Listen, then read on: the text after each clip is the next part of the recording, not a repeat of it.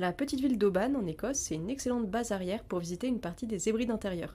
C'est ces petites îles qui sont situées sur la côte ouest de l'Écosse. Et aujourd'hui, je vous emmène avec moi pour visiter l'île de Staffa et l'île des Macareux depuis l'île de Mull. En fait, depuis Oban, vous trouvez des circuits qui sont tout organisés. On vous emmène tout d'abord en ferry vers l'île de Mull, d'où vous pourrez rejoindre le bout de l'île dans la petite ville de Tobermory en bus, pour enfin prendre le petit bateau vers les îles. Donc comme ça semble très long, et pourtant le tour n'est pas du tout épuisant, et c'est pas un tour organisé de touristes, on est déplacé d'endroit en endroit, mais on est libre de ses mouvements sur les différents lieux.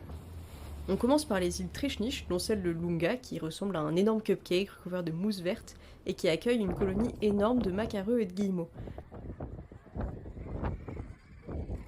Les macareux, ce sont ces petits oiseaux qui vivent dans des terriers et qui sont très amicaux, ça les dérange pas du tout d'être observés. Ils viennent même parfois monter quasiment sur nous. Le bateau il nous emmène ensuite vers l'île volcanique de Staffa, qui est une merveille géologique avec de magnifiques orgues basaltiques, et avec un peu de chance, on peut même voir des dauphins parfois. Et ensuite on rentre en ferry vers Oban, et on peut donc facilement passer une journée à Oban entièrement en bateau et en bus, sans dépendre d'une voiture.